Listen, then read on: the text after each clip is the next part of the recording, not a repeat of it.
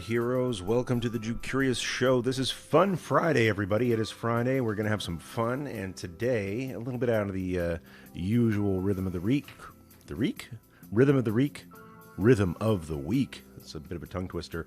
I'm going to be answering your questions about Judaism, about Jewish people and our traditions, while I play a little bit of Mario Kart. But first, let's get on camera, why don't we? Okay. Nice to see everybody. I've got my ear goggles on. That's how I can hear the sound from the video game. You can't hear it yet, but trust me, there is a video game about to be played. Welcome to the Jewcurious show. One thing that we do here, let's see, get my camera angle all set up. One thing that we do here is answer whatever questions you have about Judaism, about the Jewish people. My name is John Carrier. I am a rabbi in the conservative movement. It was my ordination about 5 years ago, and I, over the last few years, have gotten in touch with a lot of what I call Jewcurious people. These are people who are interested in converting to Judaism, people who are Jewish already, but terribly curious about why we do the things that we do among the Jewish people, people who aren't Jewish at all and not even interested in being Jewish, but maybe want to explore the Jewish roots of their own faith, or just spiritual seekers trying on a bunch of different paths and seeing which one is right for them. If any of these things describe you, my friend, are Jewcurious, and you are more than welcome here. This is we started this off as a podcast, like an iTunes old school audio only, not live, asynchronous podcast. about a year ago. And over the year, it's kind of morphed into a live video series. And now we are on Twitch, which is a great platform for not only showing live videos and letting people chat and talk back and talk to each other, but also it's yichus. We're talking a lot about yichus this week. The yichus of Twitch is as a live streaming gaming platform. So I thought, wouldn't it be fun? Maybe on a Friday. Maybe, that's like the least serious day of the week. Wouldn't it be fun if we could live stream video games while I answer your Jewish questions? So that's what we do here. I'm really delighted to see in the chat already. KG Wilcox says, ear goggles, I like it. Hey, all, I didn't invent that. Grabbed that from the Beastie Boys, a bunch of nice Jewish men. And, alava shalom to the ones who are no longer with us. Christy Scroggs is here. Got my coffee brewing. Good morning, all. Let's see. Let me get my coffee over here. A little bit of the Friday morning move juice. All right, Christy's here. KG Wilcox is here. Got some other viewers going on. We are multicasting to Facebook Live and YouTube, so give us some shout-outs there if you like. I will say, if you want to ask a question, the best way to do that is to go to twitch.tv/Jewcurious. That's the chat stream that I'm watching while I play video games. What do you mean while I play video games? Let's just go ahead and turn that on. Let's see what's up. Got some Mario Kart. This is not me playing. This is, way more skillful. But this is like the intro screen. So in just a minute, we're going to start playing Mario Kart 8 Deluxe. I find it to be an excellent family-friendly game. I thought, okay, if I'm going to live stream video games as a rabbi, I'm not going to do like, Call of Duty and Halo. That's how old I am. I'm not going to do Fortnite or any other kind of shoot 'em up games, zombie apocalypse kind of stuff, even though that's, it's where my heart is. I love the zombie movies. But I thought we'd do something family friendly, and this is something my family enjoys, and that is Mario Kart 8 Deluxe on the Nintendo Switch. So that's what we're up to today. Whatever questions you have about Judaism, feel free to throw those into the chat, and I will say, if you want me to ask your question live, the best place to do that is on Twitch. Twitch.tv/Jewcurious. You might have to register to ask a question, but of all the platforms where you have to register to do stuff, Twitch is the quickest and the easiest. So check that out. But it's also the best, like, non-buffery live streaming platform. We got Qua F, new person in the chat. Don't recognize you. Wait. NVM, where are you from? So I am from all over. That is a complicated question. Born in East Texas, lived in West Virginia for part of my youth, went to high school in Connecticut and college in Baltimore, and lived in Knoxville, Tennessee, and Minneapolis, Minnesota. Also, along the way, New York City and Jerusalem, and now I live in Southern California, where I am a rabbi here. I was a rabbi in a synagogue for 4 years in Burbank. And a little bit later, I'm going to share some news about where I am a rabbi now. So stay tuned for that. Welcome, everybody. Are you going to play online? So here's something I'm still trying to figure out. Is that, I'd love to do it in multiplayer where people can get together. Still figuring out the technology. They do not teach live streaming video games in rabbinical school. Spent a lot of time in seminary. Now I'm just kind of learning this as an amateur. That'd be great if I could actually play with Jew-curious people online. That'd be amazing. Qua F is from Israel. Nice to see you. KJ Wilcox, what school in Connecticut? A little place called Pomfret School. So I went to, I'm going to out myself as a bit of a prep. I went to boarding school for high school at a little school called Pomfret School in the northeast quiet corner of Connecticut, most close to Rhode Island, and that's another piece of my yichus. Let's see, we got Ocean Threat 2, Pomfret School indeed. I don't know if we got another Pomfret School fan here. Nice to see you. Go Griffins. Oh yeah, nice school. No, this was a great high school experience for me. I mean, I was growing up in, like I said, West Virginia. My parents were both educators. Not going to knock the Mountain State at all. There's a lot of heart there.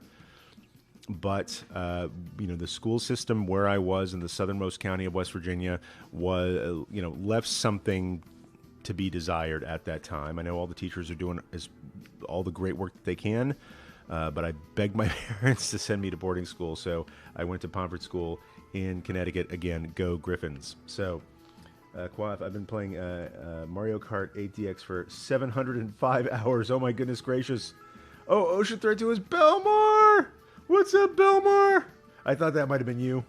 Right on, brother. So we got Belmar out here, who is one of my heroes from high school. I never told you.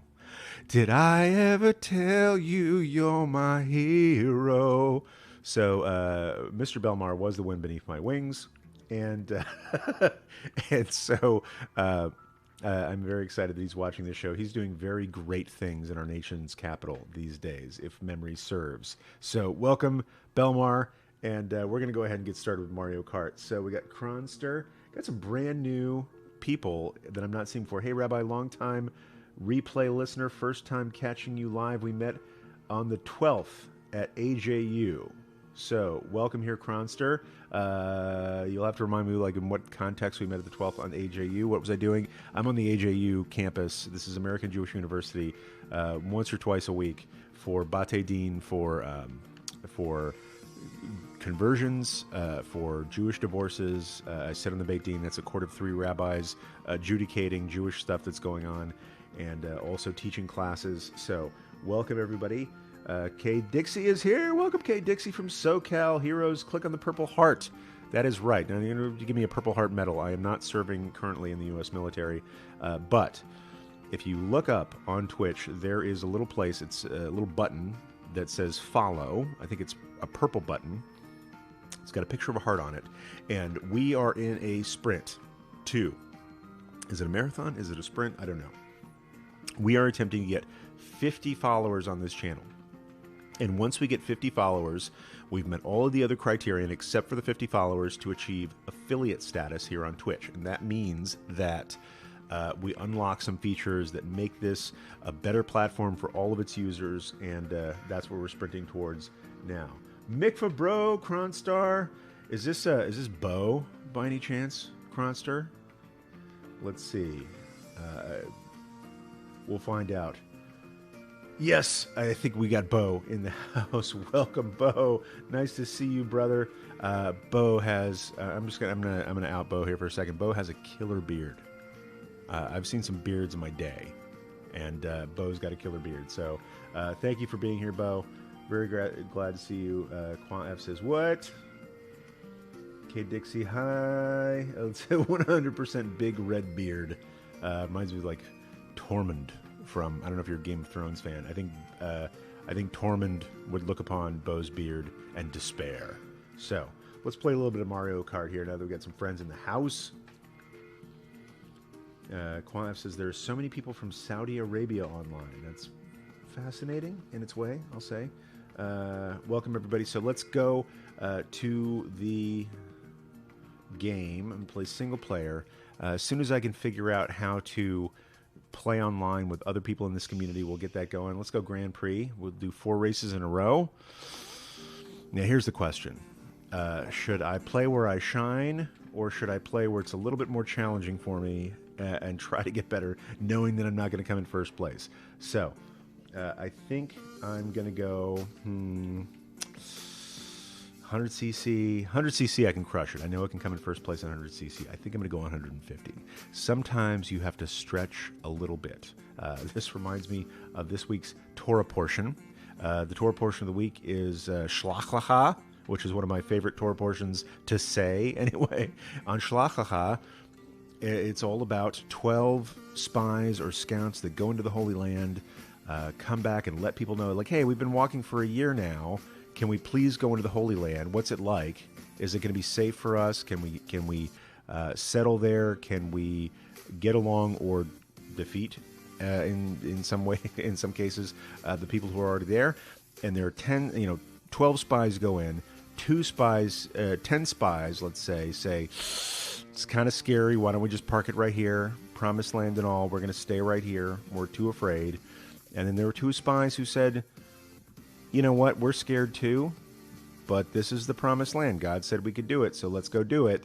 Having faith in the face of fear, but they got outvoted. right? So God said, like, look, okay, if you don't think you can take the land, you're right. So how about you march for 40 years? And so I think in the spirit of Shlach Lecha, I know this is maybe a trivial metaphor for a holy text, but in the spirit of Shlach Lecha, I'm afraid of 150cc. But I'm going to play it anyway until I get better at this game. So let's do it. Alrighty. Let's see. I always, and my sentiment is you should always be yourself. So of all these different characters, Dry Bowser, Bowser Jr., Dry Bones, is this Waluigi? I'm going to go for myself. You should always be yourself. Even when you're doing Jewish stuff, thinking Jewish thoughts, you are at base yourself. And it looks like I unlocked a new kind of wheel, Azure Roller. So I'm going to hit the stats on that. A little bit lower on the speed, better on the handling, good on acceleration. Let's give it a try. Let's try new things today. You know, it's Erev Shabbos. You should always try new things on Shabbat. Mopeds, not so much. I'm more of a bikes person than a kart person. So what is this? Splat buggy, city tripper, little moped action there. A dark unicorn, Master Cycle Zero. What's faster?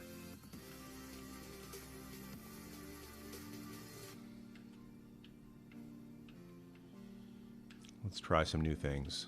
Don't know if it's going to make a difference, but let's do it. We got Butch Feelings. Hello from Ohio. We are a couple starting our conversion process. We're working with Rabbi Turlin Champ here in Cincinnati. One of my favorite people on earth. Rabbi Miriam Turlin Champ in Cincinnati. She said she knew you. Your videos have been very helpful to us. Oh, I'm so pleased. Glad we could finally catch your live stream, Al and Morgan. So, big shouts to Cincinnati, Ohio. One of my favorite rabbis of all time. Rabbi Miriam Turlin Champ. Great, just a real hero of mine. So, keep learning with Rabbi Turlin Champ. Glad to have you in the live stream. Let's see. K Dixie says, happy to see everybody. I'm going to turn off the pretzel rocks in case you can still hear that. About to put on my ear goggles. Kwa says, playing Mario Kart since Wii U. Back in the day. Let's get back into it. Okay, let's go. So, what Mushroom Cup? So, do we start at the very beginning? A very good place to start. Let's do that, just for default. It's going to be the same outcome, pretty much any track that I play. Ariel Bird says, morning all. Nice to see you, Ariel. Welcome to the chat. We got a lot of viewers today. We got 14 viewers right now. So, it's not a lot for Casey Neistat, but it's quite a bit for a rabbi who's live streaming. Here we go. Mario Kart Stadium. Please feel free to ask your Jewish questions as I play. I will answer them as best I can, given the distraction. Start revving it up. And Alaka Snap. Take some fools. Do a little drift into the corner. These wheels are not my favorite.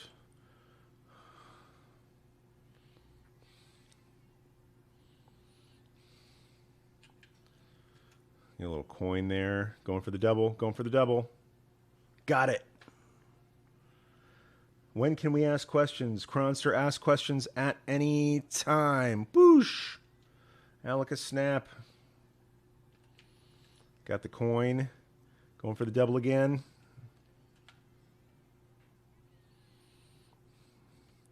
Gonna sail right into that power-up strip. Boosh. Not so great. Boosh. Take that. Go past you.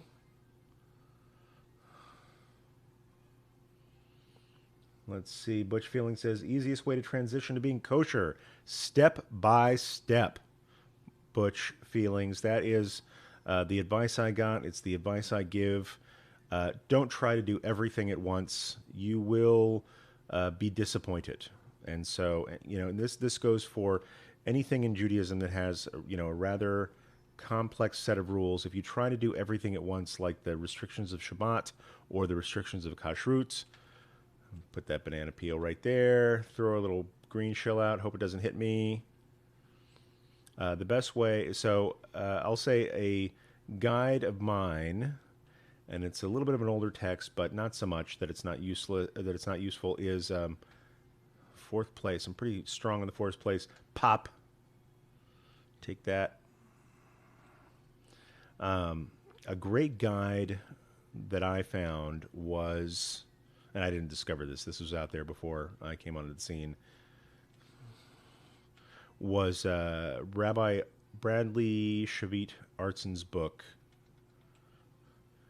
It's a Mitzvah. And I'll show that at the break maybe. It's a Mitzvah is a great guide that tells you about a lot of different Jewish things, including how to step into them. What are some, if you can't do everything at once, what's a right way to go? I'm going to run into that helicopter. Boosh.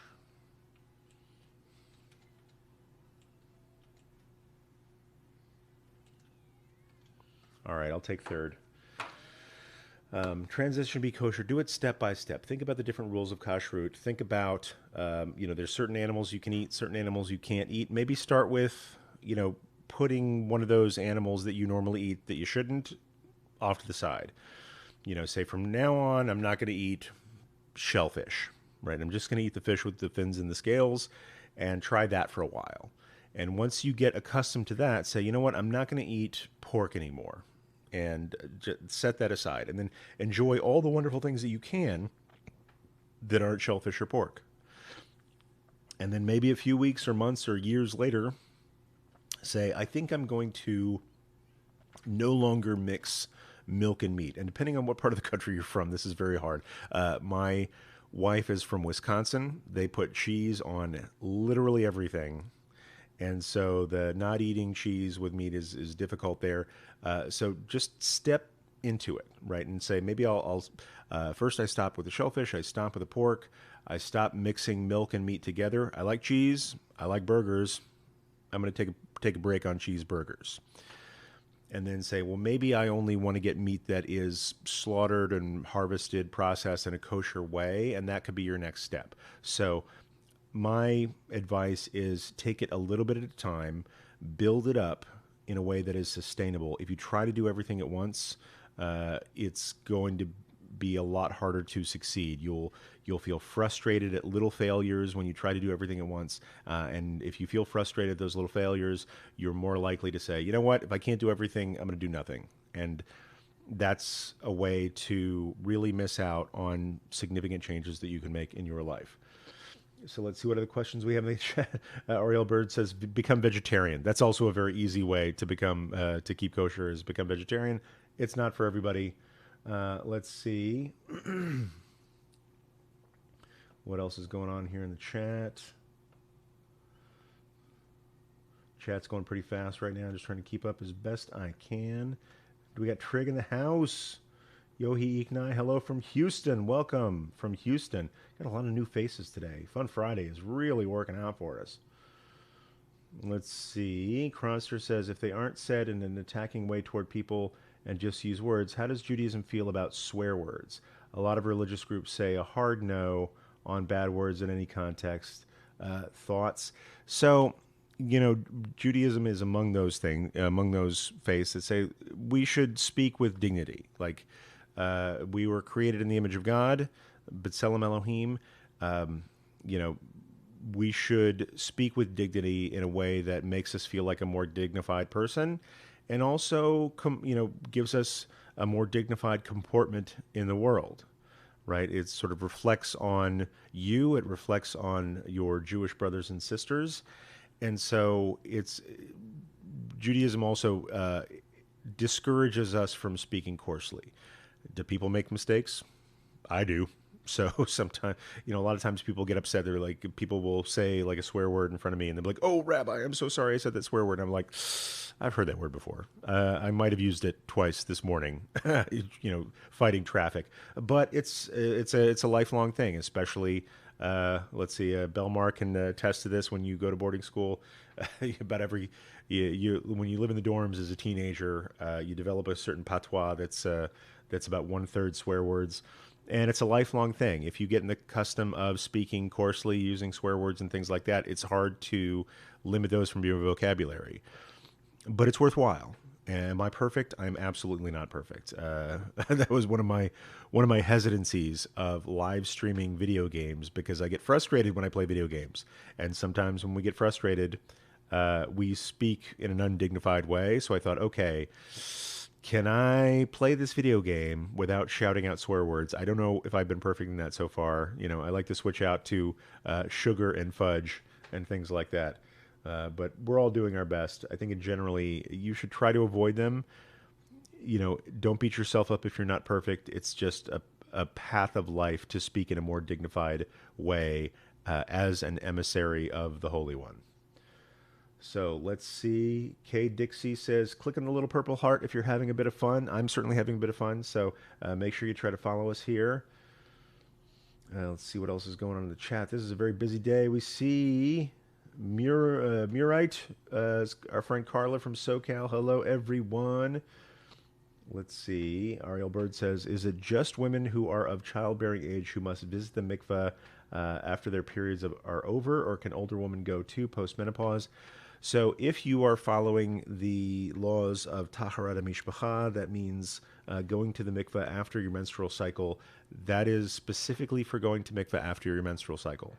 So if you are married.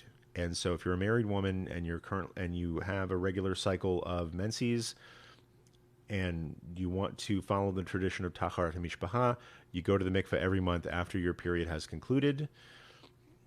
But once the period has ceased, it's no longer necessary, as it were. If you like to go to the mikveh, go to the mikveh. There's lots of different reasons to go to the mikveh besides that. Spiritual cleansing. Yes, it's a part of conversion, but you don't have to stop there. Sometimes I've been a couple of times just for special occasions in my life. Before you get married is an occasion. The day of my ordination from rabbinical school, I went to the mikveh that morning. The day that I was a rabbi in a wonderful community in Burbank for 4 years, and then I transitioned into doing more digital media full time. And that first day after I separated from my community and went to do digital media, I went to the mikveh. And it was a profoundly moving experience. Not because I needed to wash off being in a synagogue or anything like that. It was just a profound transition for me. And those transitions in life are very well marked by going to the mikveh. So, now that I think about it, I may be going to the mikveh again soon. And I'll tell you why in just a bit. Let's see who else is here. Ocean Threat. Belmar says, you are so right. Once we start, it is hard to stop. I am one who needs to improve on this. Yeah, once you get in the custom of speaking with swear words in there, I'm not judging anybody who does this. It's just for me, it's another spiritual discipline. Can we speak precisely? Can we speak in a way that honors us, honors our Creator, honors the person that we're talking to? And can we improve in that capacity? It's a good thing to do. So let's see who else is here. Naya Shashi, Ruthie is here. Good morning. Glad to see you, Ruthie. KG Wilcox says, good morning, Ruthie. I'm sorry, I'm going to miss some of these. There's so many folks here. This is something to adjust to. I think we've hit our peak viewers right now at 17. This is the best viewership we've ever done here. Let's see. Christy says, Carla, softly tap the video if you're on your phone. The heart is in the right-hand corner. Right on. So Christy says, good morning, Ruthie. Ariel says, hi, Ruthie. Ruthie's very popular here, and not for nothing. Ruthie's amazing. So let's do this. I came in third in the last race. This is what happens when you challenge yourself. Sometimes you come in third. So I'll say, if you've asked a question so far and I missed that question, go ahead and throw that back into the chat. It's hard to scroll up here. I'm using my daughter's computer for this because I'm a Mac guy. The streaming works better on the PC. So what's going on? If you convert Orthodox, can you register your kids in conservative school? Yes. Short answer. Oh, I forgot to speed up. Take that, little Luigi. Boosh. These wheels do not drift very well. I'm gonna. Oh, now we're going for a swim. Boosh. This is kind of an underwater course. I'm going to take that double. Second place. Douche. Take that. I'm going to stay in second place. No such thing as winning a silver medal. Go for the double again. Guy had a...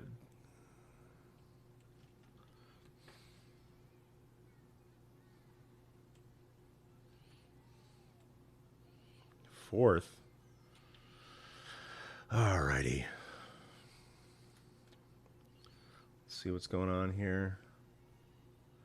Thoughts on... Let's see, Christy, what was this? Michael Pacheco, thoughts on Reb Zalman, Shachter Shlomi, and Jewish renewal. I'm for it. It's not really my path, but totally not opposed to it. This was Reb Zalman, Shachter Shlomi, actually started out in the Chabad movement. And I think him and, what's his face? Shlomo Carlebach both. Started out as emissaries of Rabbi Menachem Mendel Schneerson of Chabad, went out into the world, in, I'll say, the 60s, and were sort of, both Shlomo Carlebach and Reb Zalman were kind of the Chabad rabbis of the 60s and went off in kind of different ways a little bit. And appealed to the people of that time and place. People who were, let's see, Shlomo Carlebach was sort of the Chabad Rebbe of Haight-Ashbury in San Francisco. He was like the Grateful Dead Chabad rabbi. And Reb Zalman went on a path as well. It's sort of Jewish renewal of mixing the traditional with the spiritual. But I shouldn't say that mixing, because traditional and spiritual are not inseparable. Kind of a hero of the Havurah movement. And so when people were looking for different ways to do lots of things, different ways to be in community, countercultural ways to be in the community, both Rabbi Carlebach and Reb Zalman were instrumental in those journeys. What I love about the renewal movement is that it is welcoming to people from all different spectrums of Jewish observance, where there are those communities where, we're Reform and we're really only interested in doing Reform stuff, or we're conservative and we're really only interested in doing conservative stuff. My limited experience with the renewal movement is that really everybody is welcome. We're going to try different things. And in renewal spaces, you will have very, let's say, liberal Jews in their observance and very from Yidden in their observance. And everybody is praying in the same space. And I think that's a really positive thing. So, I tend to gravitate toward conservative synagogues just because that's what I'm used to, but mad respect for Reb Zalman. It's not necessarily my path, but it's a path I respect. So now I am down into fourth place. All right.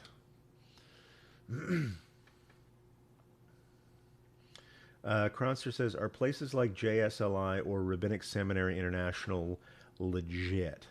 Will people take that schooling seriously? If no, how can I study toward being a rabbi without moving to New York or California? So let me, how do I put this?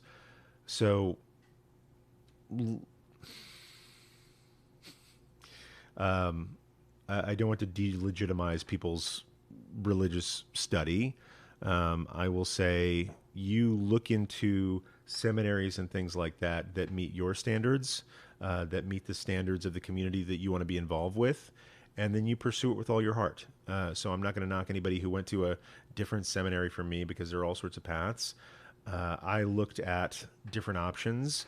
I went with the choice of moving to New York or California. Wound up moving to California because that is the tradition that I wanted to learn in. I wanted to go to a seminary that was intensive, 5+ years full time. That's the learning that I wanted to do. And so I committed to that. And I, my dad always quoted this Southern politician: "Take what you want and pay for it." Right? I wanted smicha from one of the established conservative seminaries, and so I took it and I paid for it. I spent 5 years full time doing it, got the student loans to prove it, and I'm really happy about that choice. But if you want to go to one of these options that's different from that, realize that that won't be respected in all places, but there are places where it'll be respected. So you have to make that choice for yourself. I mean, I went after something that I thought was, traditional for the community that I was a part of, and so that's how I made that choice. I mean, they are shorter. I'm not going to say that they're easier because I don't know. I mean, there are lots of different ways, lots of different paths to the rabbit. So it's a little bit like conversion. There are some people say, like, if you don't convert Orthodox, then your conversion is not legitimate. I happen to disagree with that. But for the communities that they want to be involved in, they may need to convert to the standards of the Orthodox community. So you pick the path that's right for you. You pick the path that makes you feel comfortable and the people you want to hang with, and go all in. That's my advice. Trigger Sniz. Trigger Sniz has like some Friday frogs in the pipes here. Sorry about that. I shouldn't do that close to the microphone. Trigger Sniv says, is Yiddish Hebrew, or is it a hybrid language? So I've done a little bit of study of linguistics. I'm kind of a fanboy of linguistic analysis, but I don't know the exact term, whether it's a pidgin or a Creole. What Yiddish is, it is a Germanic language in its structure and its vocabulary.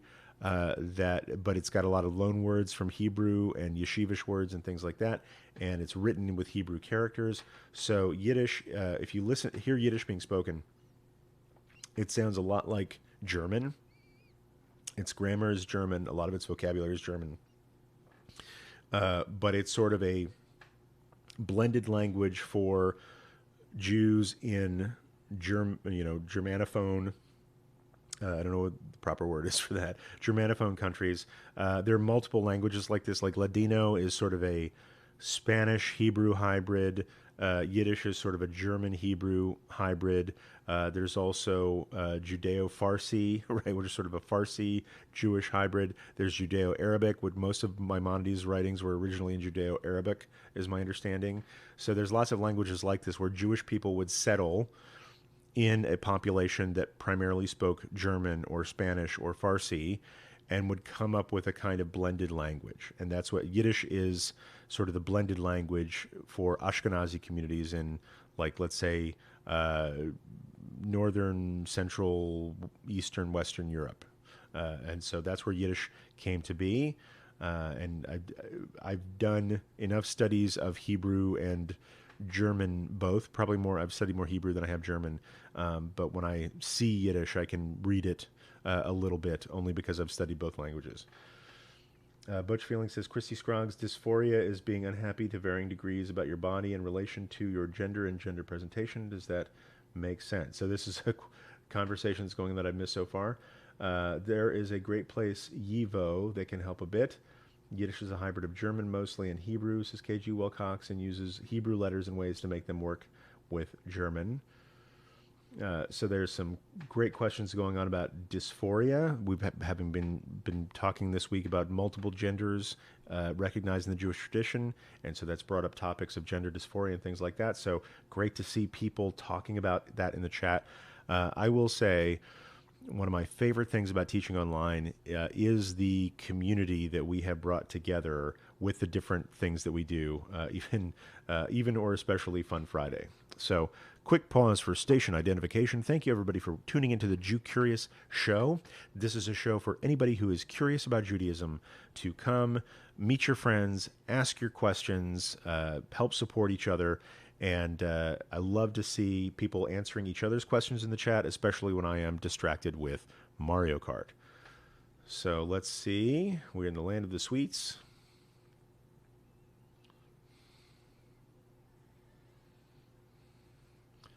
Slightly better start. I'm going to give up on drifting because I picked terrible wheels for that. Just going to take all my flips.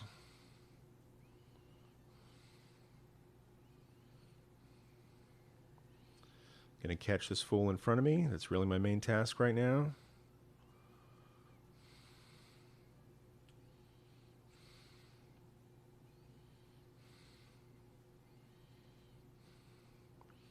Did have the privilege the other day of seeing the thing, Ralph Breaks the Internet, which this reminds me of.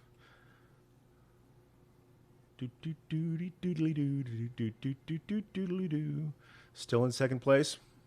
My best place yet. Stay away from that guy when he gets popped. And just pass you. First place. It's a good feeling. For as long as it lasts.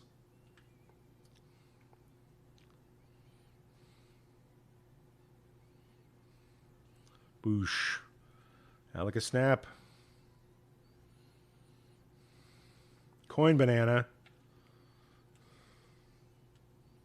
Nope. Third place. How'd that happen? Let's see. Yes, okay. Thank you. Butch Feelings. An excellent question. Good Shabbos, Trigger Sniv.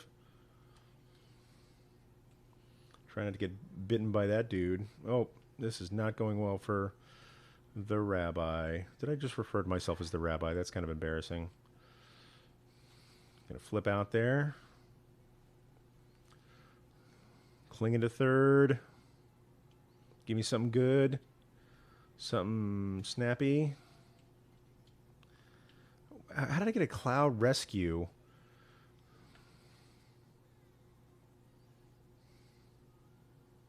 I wonder if I can catch that person's shroom. Oh.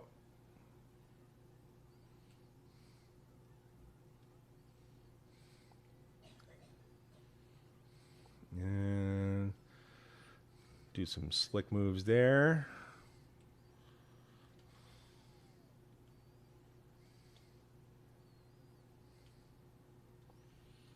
Gonna get those guys right there.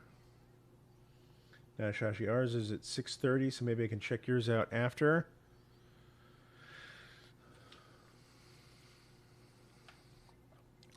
Oh. 6th, 7th, 6th. Not so shabby. Okay, Trigger says, okay, duty calls. Have a beautiful, peaceful Shabbat. Glad to see you here, Trig. What else is going on? Shabbat Shalom, Trig. Hopefully you'll see you tonight on YouTube. There's some people here who watch live streaming services. That's the other thing I appreciate about this community is people are coming from all over. Some people are not close to Jewish communities.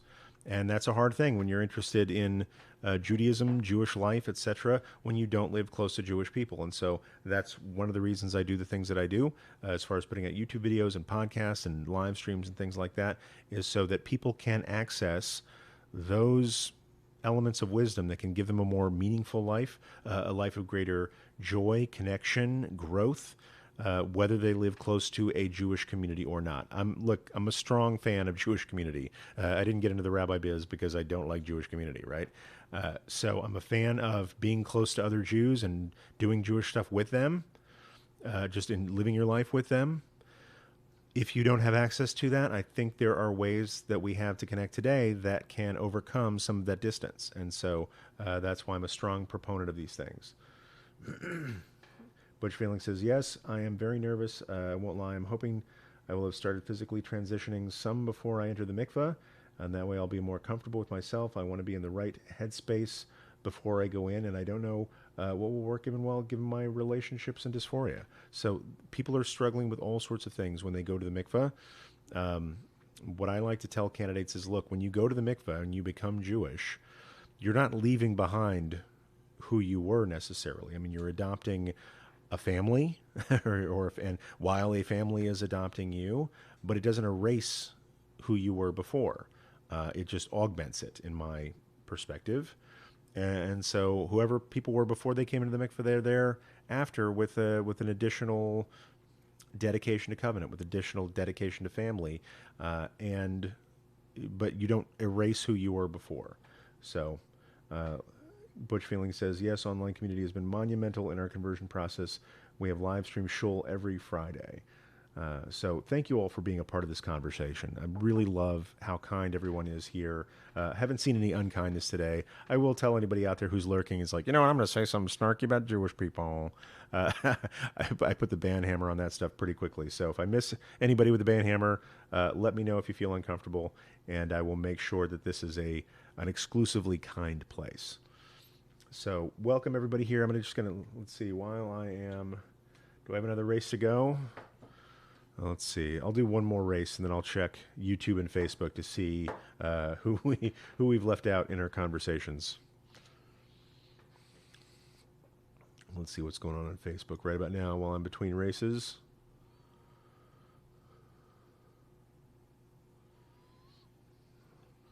Got my friend Belmar says Happy Friday on Facebook. Let's go to YouTube, see what's up there. Turn that volume way down. Nicholas Rice says, hello, Rabbi. Chris Loomis, I just discovered your show last night, randomly scrolling through other conversion story videos. Really enjoy your program. Great. Welcome here, Chris. And Dastar Wumi. Oh, hi there. Nice to see you, Dastar Wumi. Jumping into third place. These wheels are rubbish on drifting.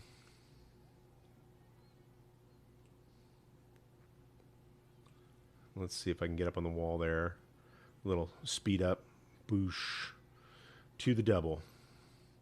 Give me something good.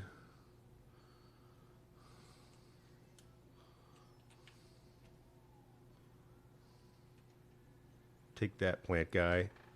That's for snapping at me. Double. Nope, got the single.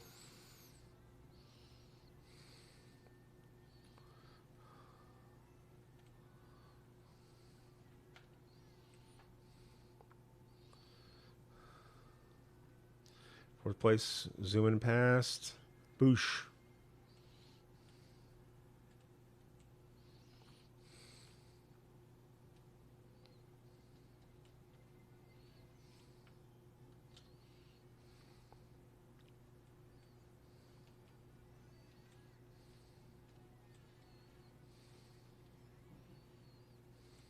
What? I totally had that.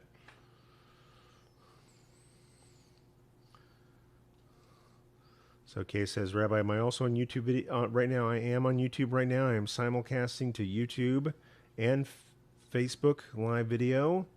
But I mostly like hanging out here on Twitch just because the interface is a little bit better.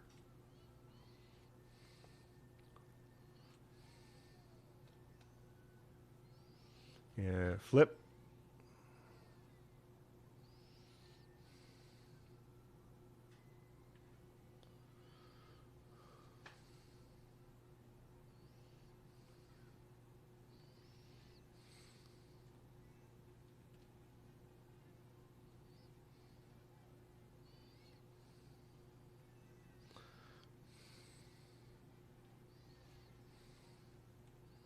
What? I was totally aiming for that and it didn't let me go in.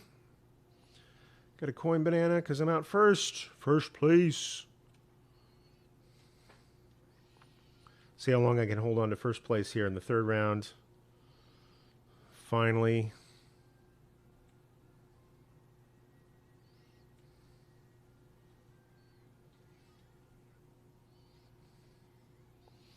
All right, just don't lose it. Don't lose it. First place, finally, for one game, one round.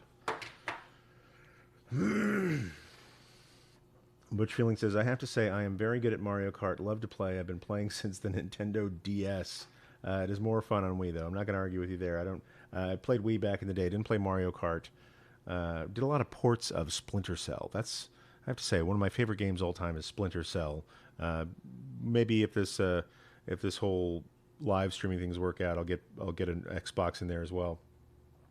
Kronster, if you were using multiple programs at the same time, is that an interface marriage? God bless you.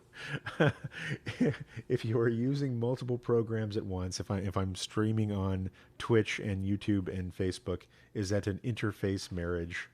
Very good. Interface. I see what you did there. Sky and Bow, that's my main issue too. Let's see. So really happy to, a lot of people here who are let's say in transition in the trans space, just know that you are always welcome here. That's not probably been your experience throughout the Jewish community. Maybe not. I don't know. You tell me. But just want to make sure that this is a place where everybody who is interested in being a part of the Jewish family, anybody who is interested in taking responsibility for this covenant that we have, you are more than welcome here. And my goal is to answer whatever questions I can to hold the door open for you, because that was my experience. I became Jewish 20 years ago, or excuse me, 19 years ago this summer. Sorry, I was trying to brag there. Started the study process about 20 years ago. And I am the Jew that I am. I am the rabbi that I am because of all the people, rabbis, just friends who weren't rabbis, learned people, kind people who held the door open for me at every step. And so my goal here, if nothing else, is to hold the door open, answer what questions I have in ways that help you experience this in a more full way. So thank you all for being here. Let's see what else is going on. Okay, so we played a round of Mario Kart that took us approximately 50 minutes. So I'm going to take a little coffee break here. View results. I don't know if I want to see this. I think I won a bronze medal.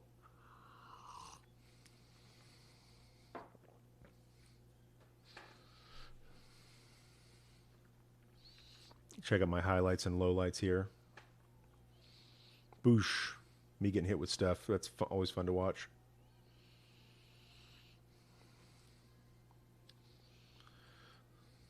Little dramatic pause for nothing. Past that guy. Okay, Dixie, Chris, many of us now hanging on Twitch TV live there now. Welcome, everybody.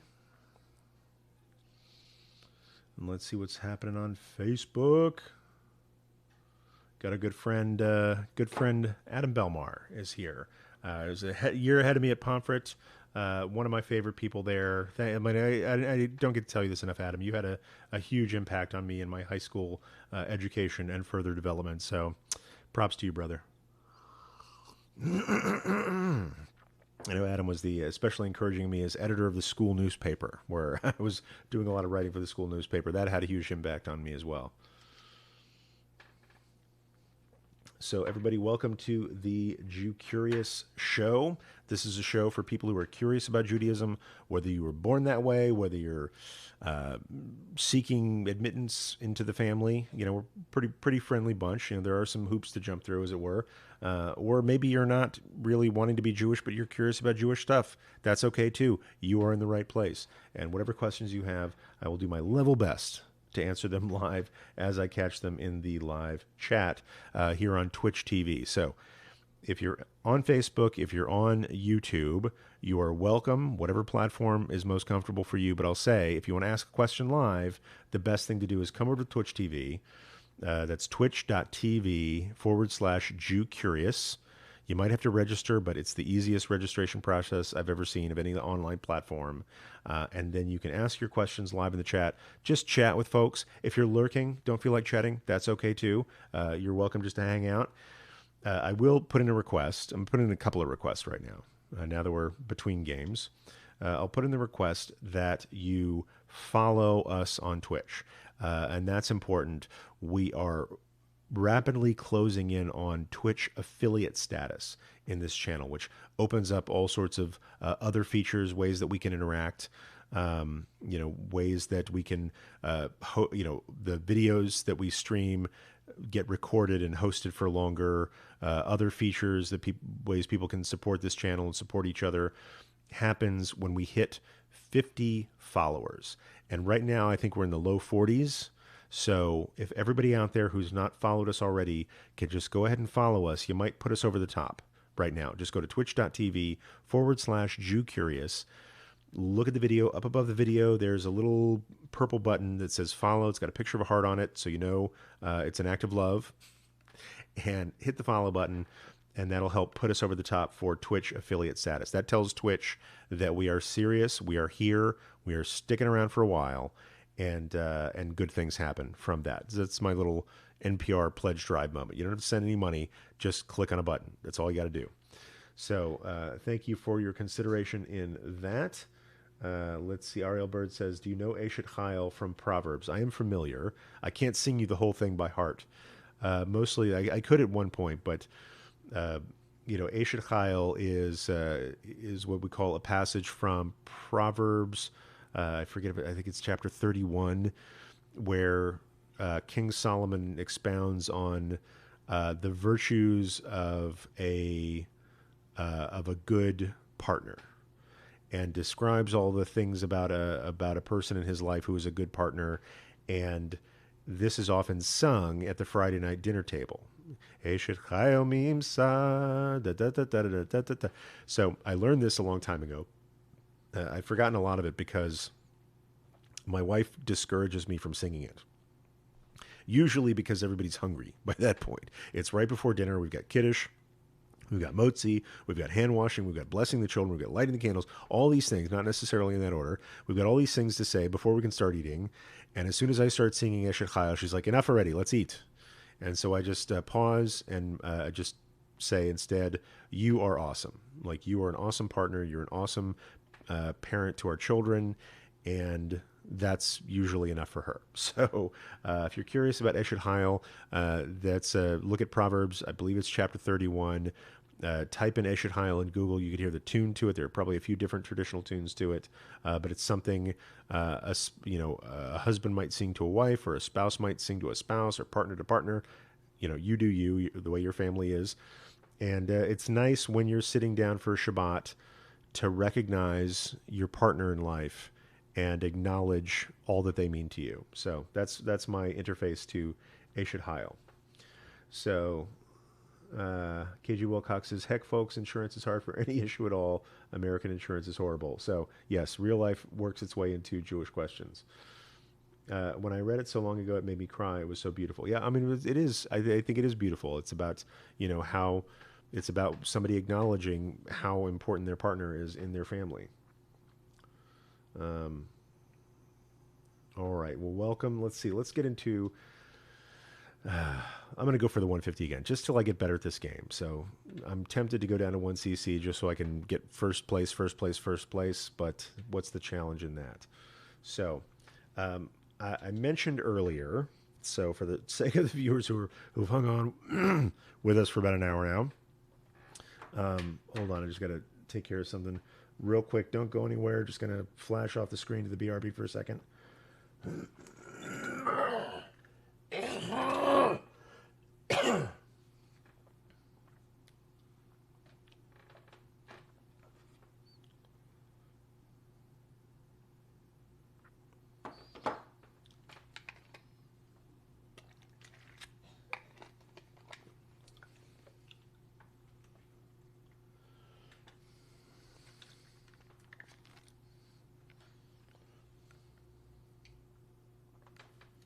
All right, we are back. I just had to clear my vocals a second ago. I forgot to turn my mic off. I'm sorry about that. Sometimes live streaming is embarrassing.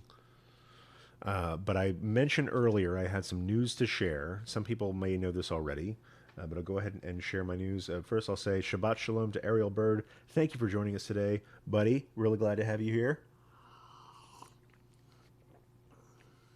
We got Leah Thorne. Hello there. Welcome, Leah Thorne. Are you in the Yam fam? There's a picture of, I don't know if that's a Pringle or a potato of some sort. But welcome, Leah Thorne. Glad to have you here. Looks like I have unlocked something. Got new wheels. Got some slicks. I wonder if those are good for drifting. So This is a day of new things. It's Friday. It's almost Shabbos. You should try new things on Shabbos. Maybe I'll do a Comet bike with some slicks. What are the stats on that? Oops. Oh, that's embarrassing. Okay, here we go. We're going to do something like that. Do a bike with slicks. Nice little glider there. Leah, thank you for joining us, says Kay Dixie. Again, this is the most welcoming community I know. But speaking of welcoming communities, I have a little bit of news to share. Some people are familiar with this. I'm going to just go take these sequentially. Just pausing for a second. For the last few months, I have been helping out at a wonderful synagogue called Pasadena Jewish Temple and Center. You can find out more about them by going to pjtc.net. And I've been sort of a substitute rabbi there for a few months, mostly Shabbos, like going to Friday night services and Saturday morning services and teaching a class there while they've been in the search for a new rabbi. And they searched for a rabbi, a full-time rabbi, looked at a lot of resumes, interviewed a lot of candidates, decided not to go with anybody that they had talked to. A lot of worthy candidates out there, but they just decided, okay, maybe this person isn't right for us. And they didn't find anybody. And so they said to me, like, hey, John, you've been hanging around. You've been calling page numbers for us on Friday nights and Saturday mornings. How'd you like to stick around for a little bit longer?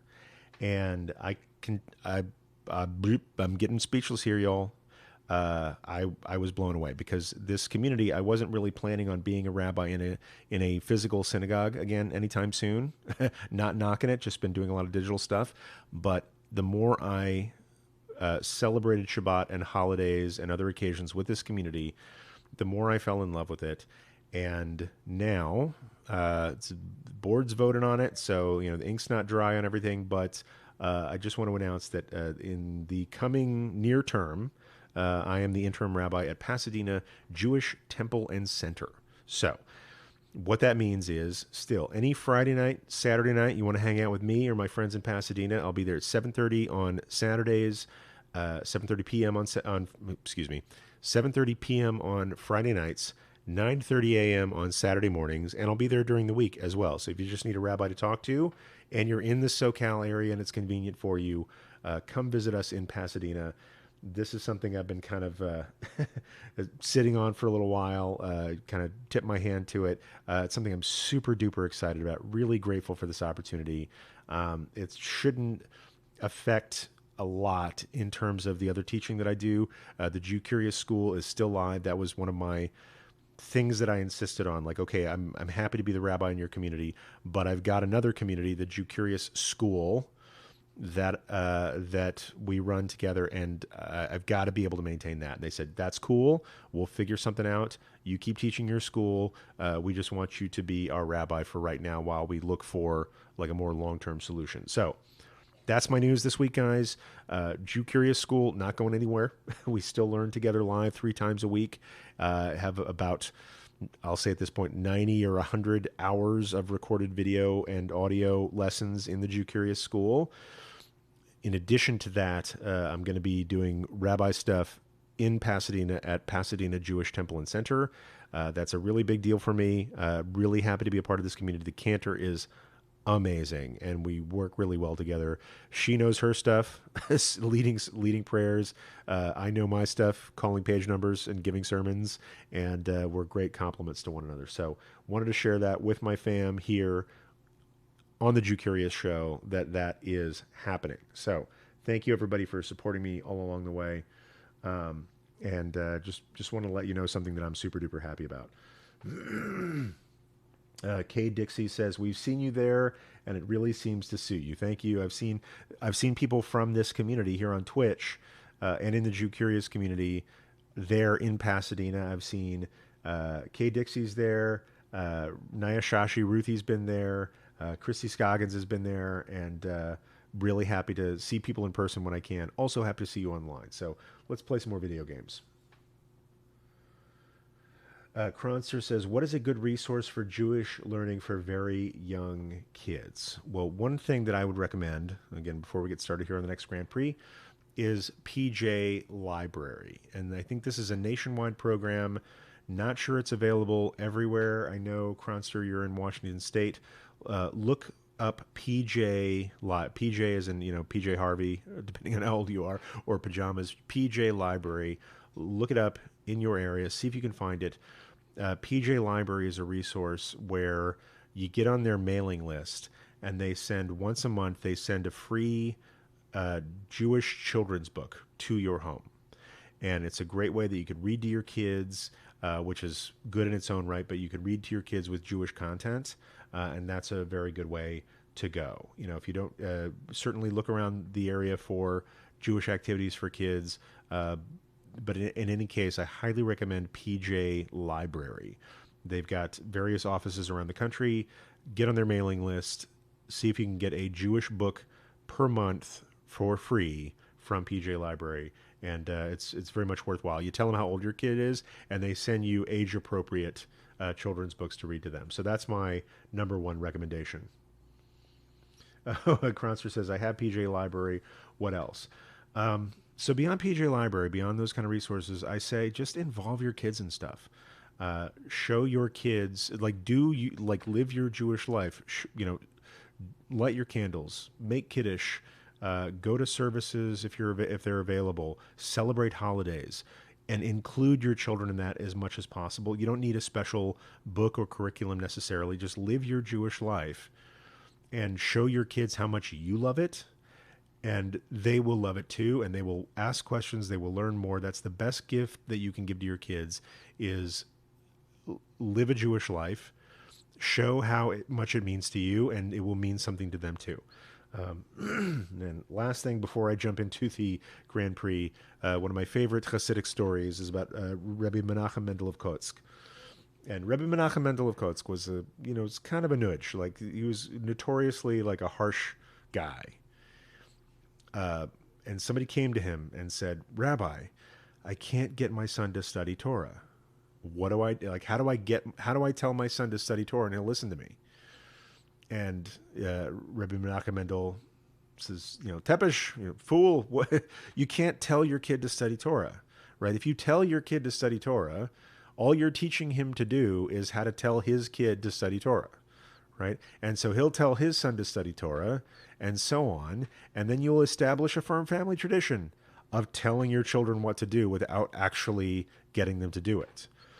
If you want your child to study Torah, you study Torah, right? If you do it and they see you doing it, they will imitate you. And when they imitate you, then they'll study Torah, and then their child will imitate them. And that is the shortest way to get your kid to do these things, to study Torah, to engage in Jewish life, is when they see you do it, they will do it too. That's just how kids learn best, is by imitating their parents. It's not a do as I say, not as I do situation. If you live a full Jewish life to the best of your ability and inclination, your kids will see that and they will copy you, right? Will it be perfect? I don't know. But it'll be way more successful than just telling them what to do. That I know for sure. So that's my advice. Let's see. I don't know if you can even hear the Mario Kart music that I got going on right now, or if it's just me talking. Let's make sure I got the Mario Kart tunes on so you can hear it as well as I do. So let's get in. Boy, this whole time you haven't been able to hear the Mario Kart music in the background. Still learning how to do this online streaming stuff. Naya Shashi says, so first Naya Shashi is saying Bim Bam on YouTube. Bim Bam is a great resource as well, especially for kids. They got a lot of animated stuff, but it's not just for kids. Some very good adult learning going on there as well. They stopped making videos, unfortunately, but there's a lot of stuff out there. And Naya Shashi says, I wish they did live stream. I don't know if you're talking about PJTC, but my understanding is it's in the works. Like, the cameras and stuff are being purchased as we speak. So, Bezrat Hashem, with God's help, we will be doing live streaming from PJTC for services very soon. Boosh! Oh! Just got into a good drift. Boosh. Haha, miss me. Now you have to acknowledge my greatness.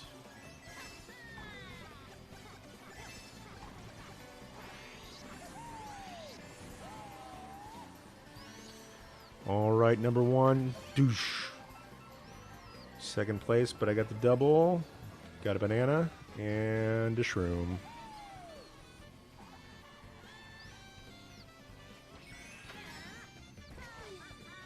Got over the line, into the sign.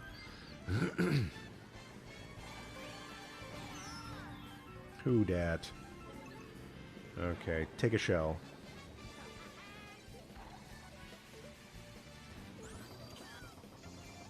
Oh, went right into that bomb. Popped into 5th place. Forget you. Got the double.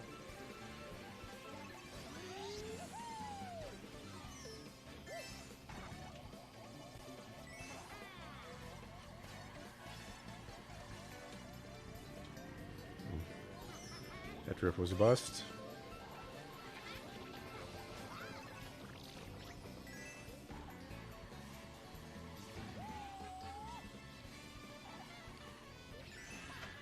Flying blind here, right into the guys. Third place. My Temple live streams on Facebook, 7 p.m. Eastern tonight.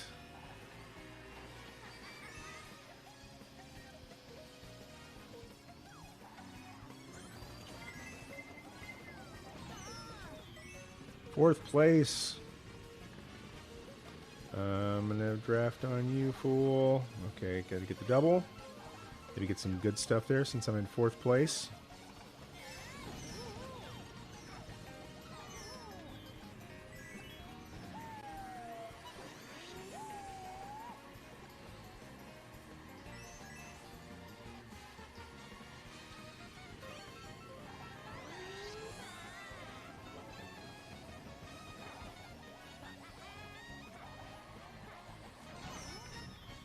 Notice I took that guy out.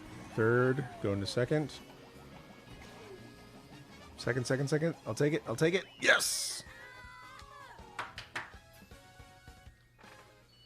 Alrighty, let's see what's going on in the chat. Nice. I'm going to local musical Kabbalat Shabbat tonight. Pretty dope. K Dixie says, in my opinion, the Pasadena service is elegant and serene. I also hope they do live stream someday. So, yeah, thank you very much. I'll relate that to Cantor Ruth.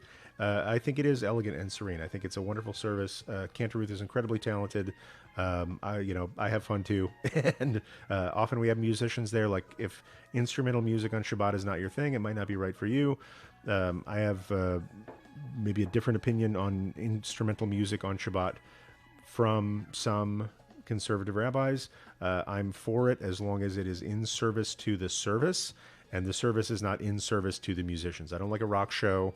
I don't like a musical concert, but I feel like if the music helps with prayer, then it is a good thing. And we can argue if you want about the ability to use musical instruments on Shabbat. I have different opinions about that based on studying the halakha going back hundreds of years. But if instrumental music is cool with you, Pasadena service can be a great service. So I also hope, they're talking about live streaming now. I won't express an opinion. That's really up to the ritual committee of the congregation. I'll weigh in as much as they ask me to. But I think it's in the works to put in cameras and start live streaming services soon. And I'll ask, like, for people out there who maybe don't have access to synagogues, what has live streaming done for you? That's a question that I have is like, when you live stream services, some people worry like, hey, people won't come to shul anymore if we live stream services. If we don't insist that they show up at a time and place, are we doing them a disservice? Are we doing us a disservice? Are we weakening Judaism somehow? I've heard a lot of evidence to the contrary. So, let me know, like in the chat, if you watch services that are live streamed, what has that meant for you? What are the good live streams out there? The other thing about live streams is it sort of turns synagogues into, kind of a national choice versus a local choice. You pick the best live streaming synagogues in your time zone, I guess. What has it meant for you to be able to watch services that are live streamed? Let's see. I got my rabbi friends texting me here.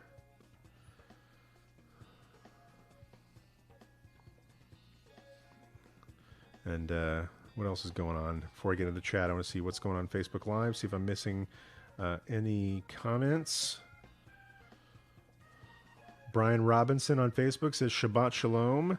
Brian Robinson says, is there something like PJ Library for adults? That's an interesting question.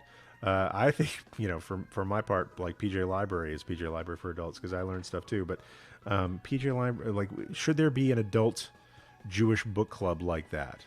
I haven't seen one, but I think that's a fantastic idea. What if we did that? What if we raised some money to buy a bunch of books and started a service for adults to get PJ Library, like a book a month about Jewish stuff that helps them with their Jewish education as adults, right? What kind of books would you like to see? if that were the case. Are you looking for like Introduction to Judaism books? Are you looking for Maimonides' Guide to the Perplexed? Sorry, slurring my words here a little bit early in the morning.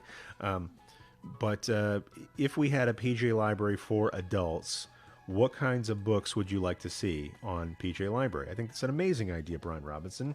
Thank you for chiming in on Facebook with us today. Let's see. Going to see what's going on YouTube. Got a lot of people joining us. Ruthie is there. James Deagle, shalom everyone. James Deagle says congratulations. Nice to see you, James. Naya Shashi says that's a fantastic idea. If we had that sort of service, we could also help to encourage writers as well.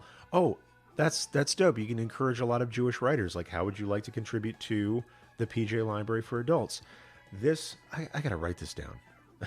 I gotta write. Hold on. I'm gonna go on my, because I'm so excited about the conversation that's going on now. I'm so excited about Mario Kart.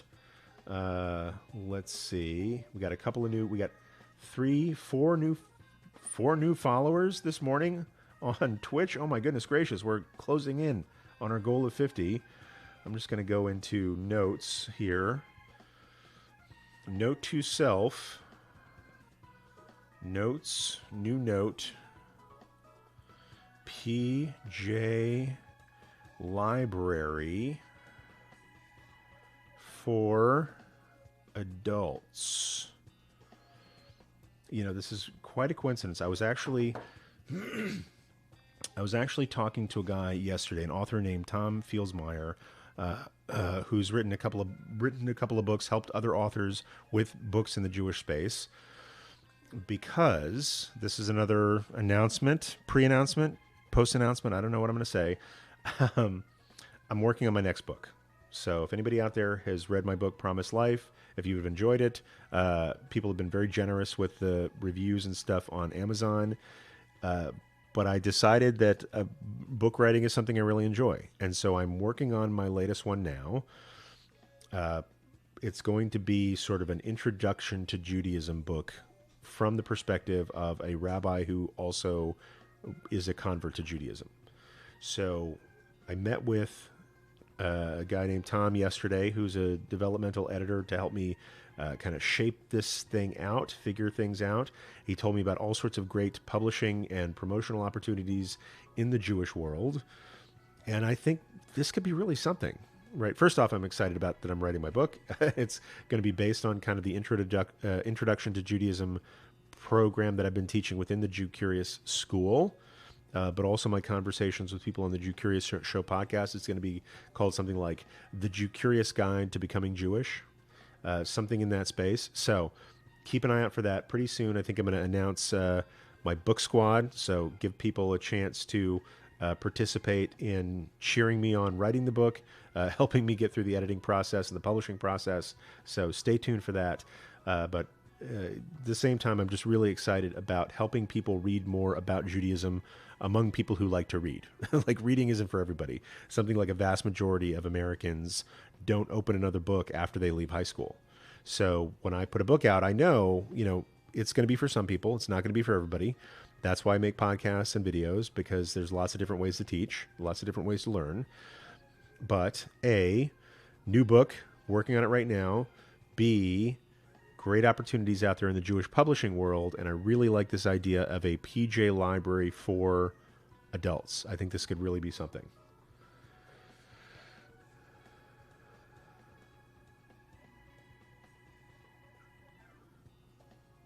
Let's see. Kay Dixie says, yay, we've been encouraging the rabbi to keep writing. I'll say the books are in the mail. There are people who I promised books who won a recent giveaway that we had. Those books are on their way, so just keep an eye out for those. Cronster says, if a guy like me wanted an inscribed copy of your book, how would I go about doing it? I'll send you a link to that, so remind me. Bo, very nice. Thank you for asking. I'll send you a link on how you could get that, and happy to share it with people. So let's go to the next race. I got to drink more water. I got a lot of froggies this morning.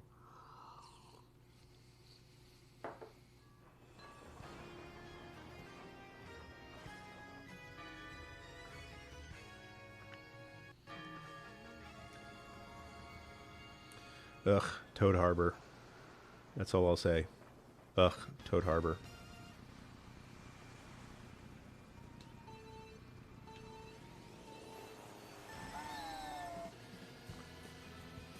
So let's see how those slicks go on the drift on pavement.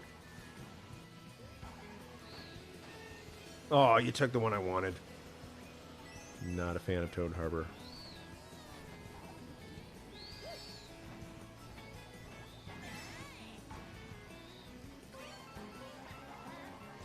Let's see, second place. Got a little drift going there.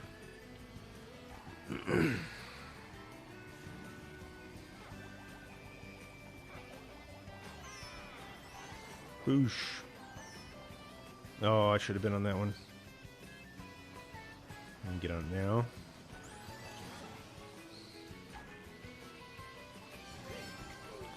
The double. Little flip.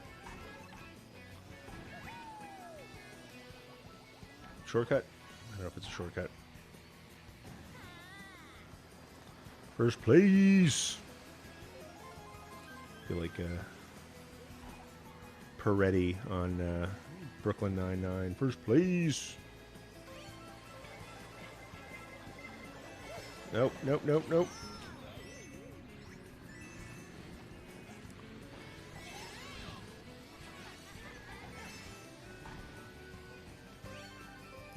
Never get that ramp. Let's see, coming up on the wall. No. It's not how I wanted that to go.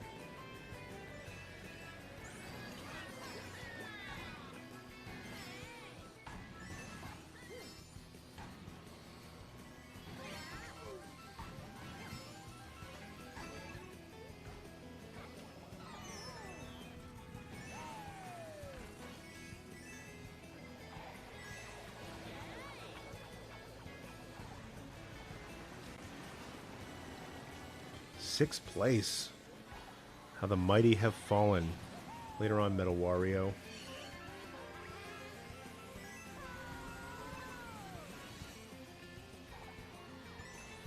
See how this goes. Up in here. Y'all gonna make me lose my mind.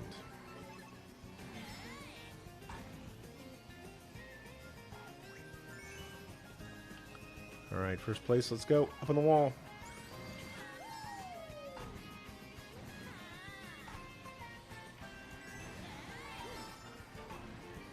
Double.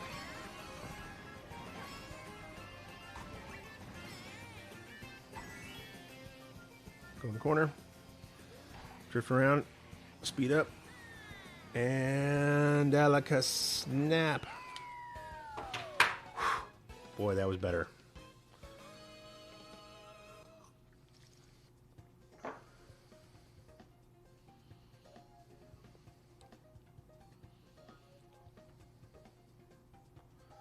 Let's see.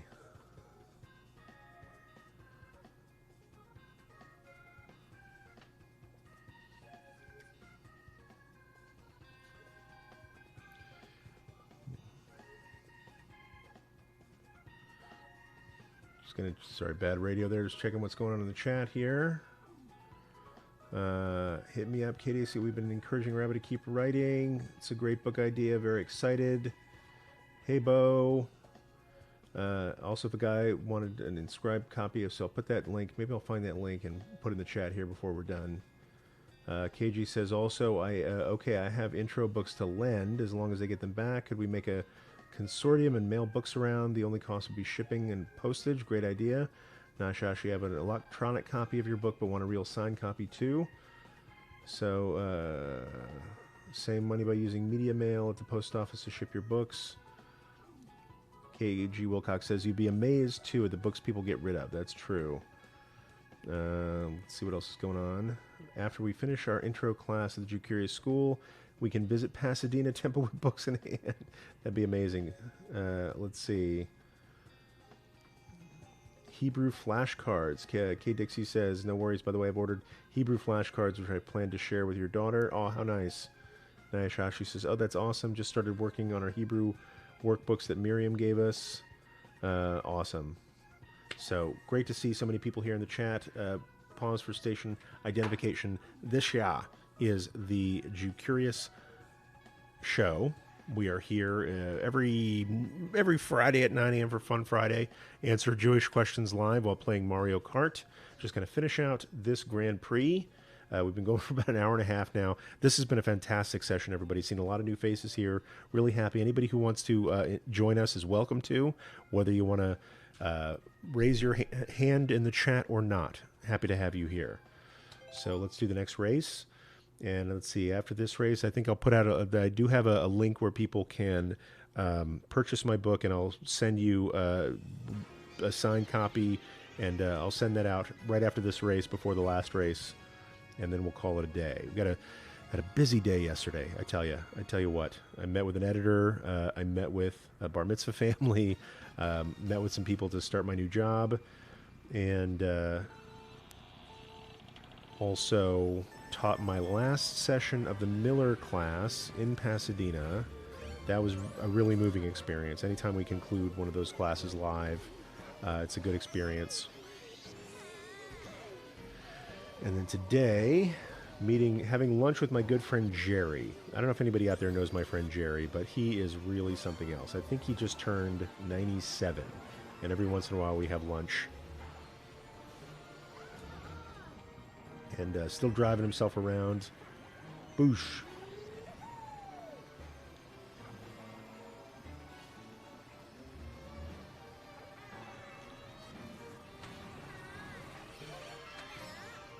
Up in the air.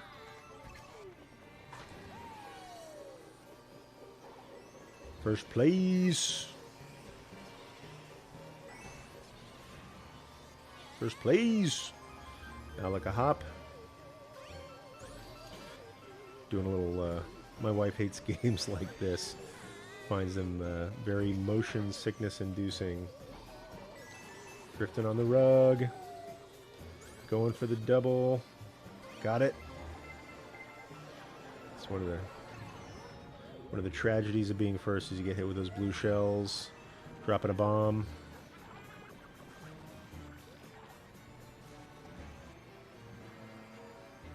Can't see anything. Do, do, do, do.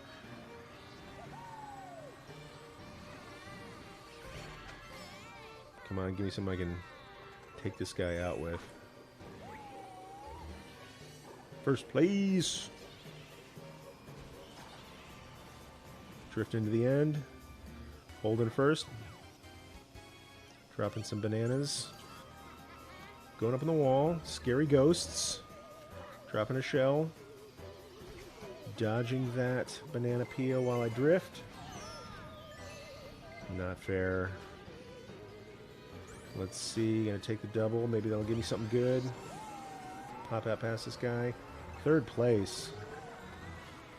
It's about this game. You can be first place the whole time and then lose it right at the end. You can catch the... Oh! I was about to catch that fool. Another fool caught me. Fifth. Does not make sense.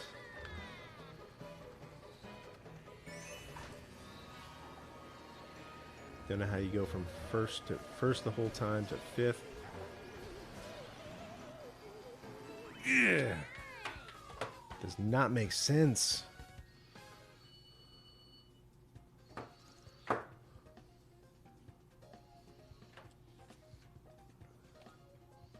We got see, Christy says, yes, indeed, make another trip to Pasadena. I am in favor of that.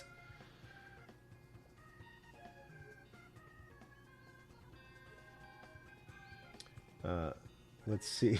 Katie said, oh yes, video games make me dizzy as well. So yeah, that's I love playing these games, but while my wife is pretty good at Mario Kart, I'll say, usually between the four of us, my 10-year-old comes out on top most of the time. I'm usually second. My wife is a close third, or sometimes she's second and I'm a close third, and then the 7-year-old is usually pulling up the rear, but not a good look on her. She's not a great loser. She likes to win. But yeah, the modern games today and their motion sickness Oh, looks like I'm still in first place.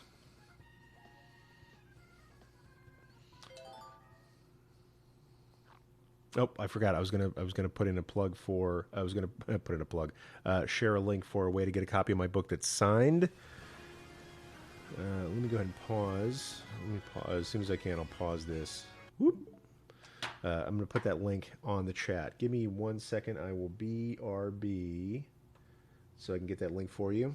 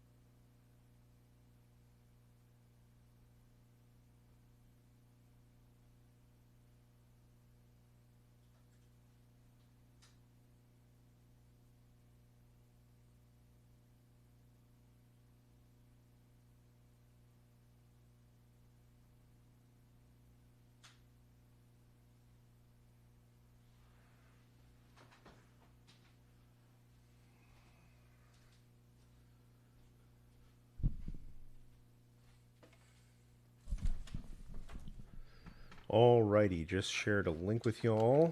I'm going to get back into the game here. I forgot to turn my computer off.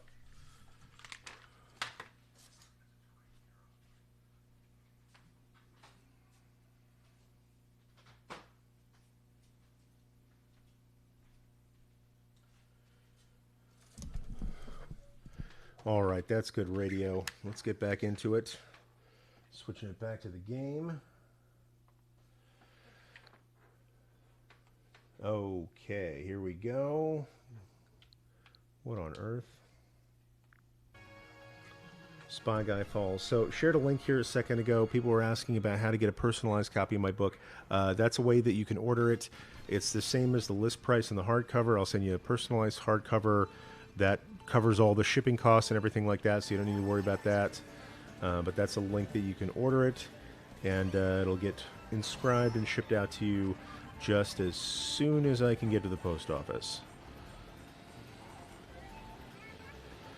Let's see. Shy Guy Falls. I like Shy Guy Falls. A lot of speed ups here. Boosh. Alaka Snap.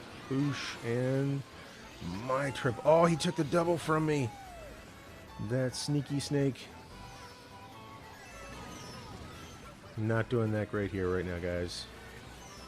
Let's see. Alaka Jump.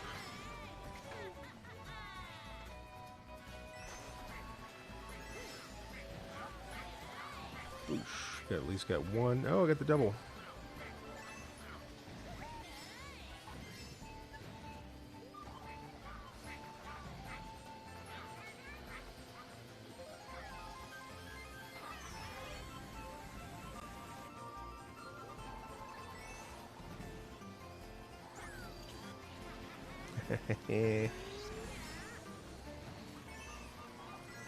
Right back in third, back in second. Get some power-ups here. First place.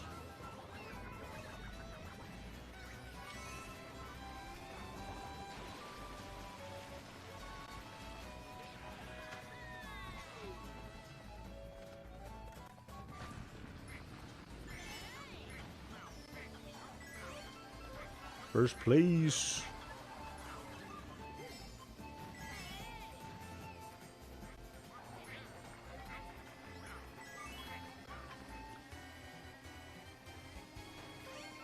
Naishashi says, can I order the book and bring it to you to sign in person? I would absolutely love that.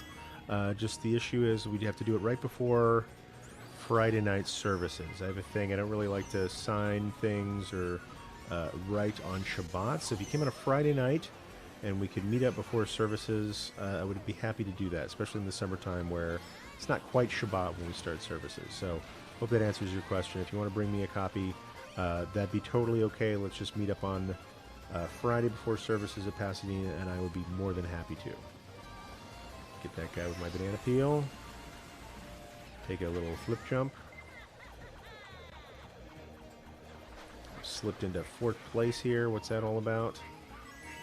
Take you, take you. Take you out.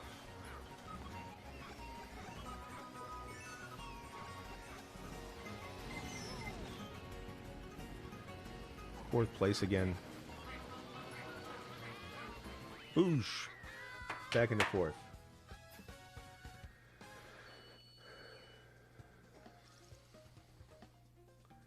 Let's see. Somebody was talking about Hokli Israel. I think I saw KG Wilcox says, I printed out 1 day's worth of Hokli Israel and chickened out at 35 pages.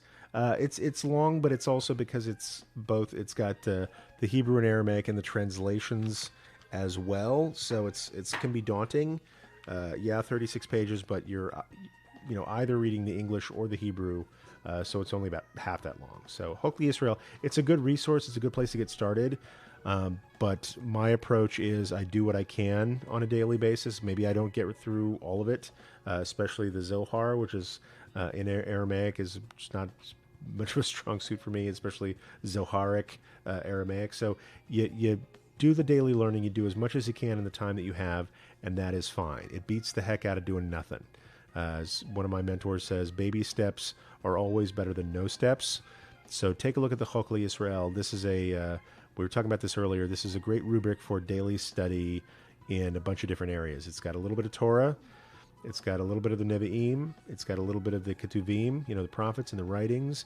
It's got a little bit of Mishnah for the day, a little bit of Talmud for the day, some Halakha, some Jewish law, as well as a little bit of Zohar. And it's a way to get a broad base of Jewish study every single day. And like we were talking earlier about Kashrut and Shabbat, you do what you can. You step into it, right? You do a little bit at a time, which is much better than trying to do all of it at once and being overwhelmed, frustrated, and giving up. So that's my advice when it comes to Hokli Israel. It is like, I got a couple volumes here. This is like, let's see if you can see this. This is Shmot. This is like just for the book of Exodus, so it's like 5 volumes like this because it follows the Parashat HaShavua. So it's not an insignificant undertaking, but the point is you do a little bit at a time, and doing a little bit at a time will get you a long way over a period of time. So that's my advice. Naya Shashi, have to go, but do a ton before Shabbat. Shabbat Shalom to all. Really glad you could be here today, Ruthie. Naya Shashi, glad to see you as always. Let's see, here we go. I slipped down from 1st into 3rd place while 2 people are tied for 1st. Going to take back, let's see, was that final? Is that the final score, or is that... Slipped from 1st to 3rd right off the bat. Shabbat Shalom, says Butch Feelings. Yep, that's it for the day as far as our races go. And we'll tune out here in a minute, but just real quick, on behalf of everybody in the Jewcurious show community, I want to thank everybody who joined us today, everybody who participated in the chat, everyone who asked questions, everyone who supported one another. I think that's the most important thing. One thing I've learned recently, I've been watching this TV show. I do watch TV shows, as I may have mentioned. I've been watching this show called Alone.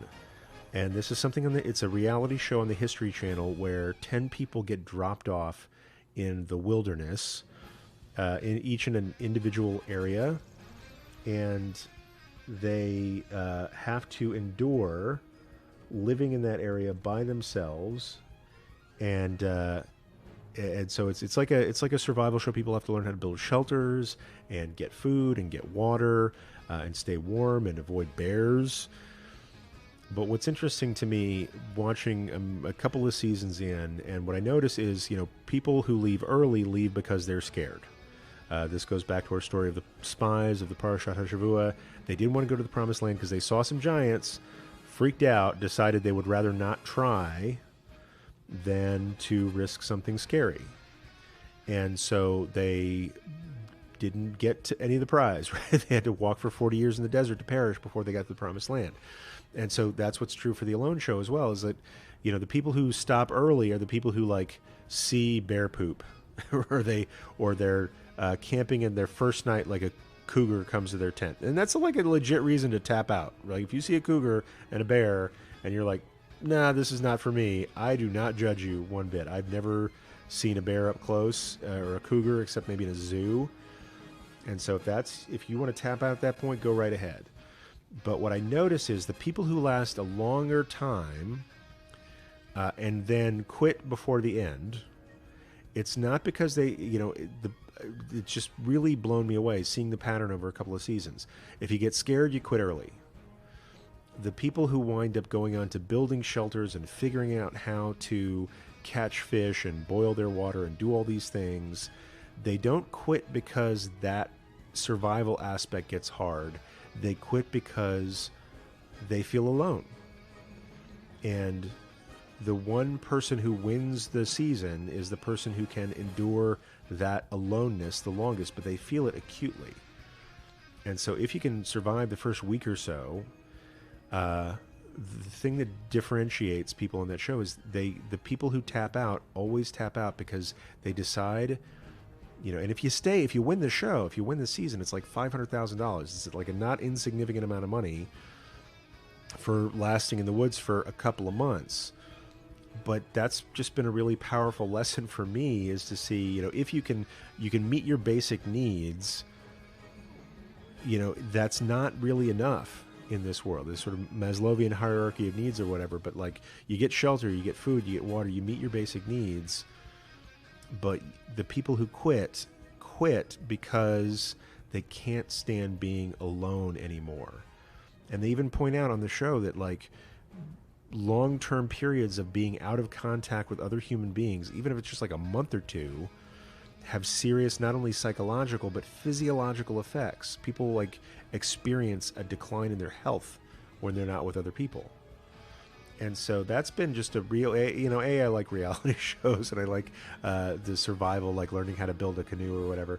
But it's been a real lesson for me that one of the most powerful things we have as human beings is community. We are social animals. And when we don't have other people to talk to, that can be worse than starving. That could be worse than, being surrounded by bears. That's pretty bad. So what I'm most grateful for in this Jewcurious community is the people that show up to support each other, the people who show up and make friends and are friendly, and that's what I'm so grateful for. Going into the Shabbat, had some significant things go on this week. We had some great live sessions.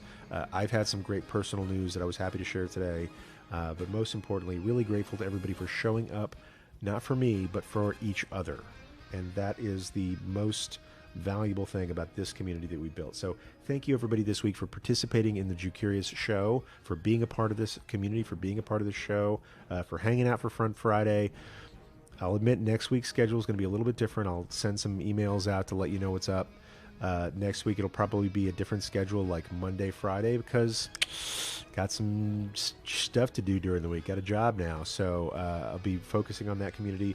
But also, we will continue to have these live streams a couple of times a week.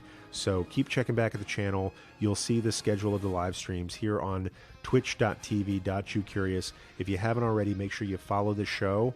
And one last thing I want to tell you about, if you've enjoyed the people that you've talked to today, if you want to hang out with Jewcurious people just like you, I recommend going to the Jewcurious Community Center.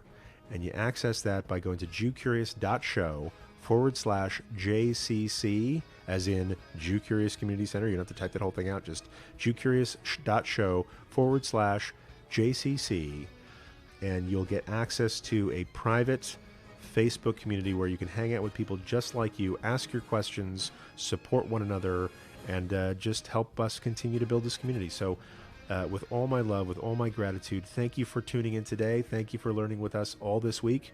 And wish you a Shabbat Shalom, a Shabbat of wholeness and peace. And until next time, heroes, peace.